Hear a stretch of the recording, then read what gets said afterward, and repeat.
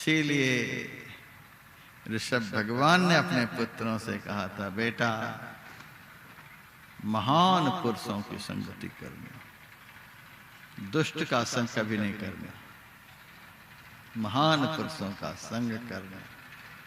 इस संग का परिणाम है कभी जीवन में बुरा दिन देखने को नहीं मिलेगा। हिरण्यकश्यप हिरण्याक्ष कैसे बना संत के अपमान के कारण, और उन्हीं के घर में जब संत का अवतार हुआ तो राक्षस होते हुए भी वह मुक्त हो गया। हिरण्यकश्यप हिरण्याक्ष का उद्धार किसने किया? प्रहलाद जी ने। वही हिरण्यकश्यप हिरण्याक्ष दूसरे जन्म में रावण कुंभकर्ण बना है। रावण कुंभकर्ण का उद्धार कैसे हुआ? विभीषण की कृपा से। वही रावण कुंभकर्ण तीसरे जन्म में शिशुपाल दंत वक्र बना।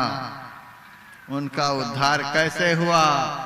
संत उद्धव जी की कृपा से।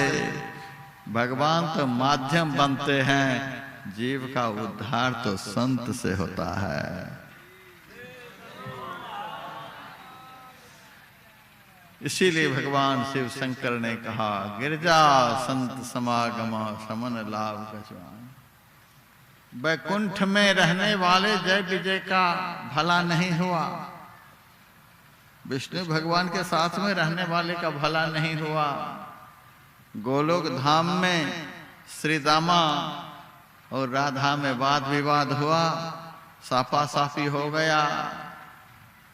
श्री दामा बन गया शंखचूर नामक यक्ष। श्री दामा ने साप दे दिया राधा को, तो राधा को भगवान कृष्ण से 100 साल का धरती पर वियोग हो गया। दर्शन नहीं हुआ राधा को कृष्ण का 100 साल तक। गोलोक धाम में ये दोनों रहते थे, लेकिन भला नहीं हुआ, पतन हुआ है दोनों का। ब्रह्मलोक चले गए थे 1000 अश्वमेध यज्ञ करके राजा श्वेत। जब तक संत अगस्त जी का उनको दर्शन नहीं हुआ, तब तक ब्रह्मा के दर्शन से, ब्रह्मलोक के निवास से अपने मरे हुए शरीर का मांस खाना उसका बंद नहीं हुआ, उद्धार नहीं हुआ। राजा नहुष तपस्या के बल से सदैह स्वर्ग गए और इंद्र का पद प्राप्त कर लिए। वहां जाकर के संत का अपमान किया, संत को कहार बना लिया और अपने राजा बनकर के पालकी पर बैठ गए। उसी संत के अपराध के कारण इंद्र के पद से राजा नहुष का पतन हो गया, अजगर बन गया। इंद्र के दर्शन से, इंद्र के पद को प्राप्त करके भी भला नहीं हुआ। राजा ययाति का भी पतन हुआ, त्रिशंकु का पतन हुआ।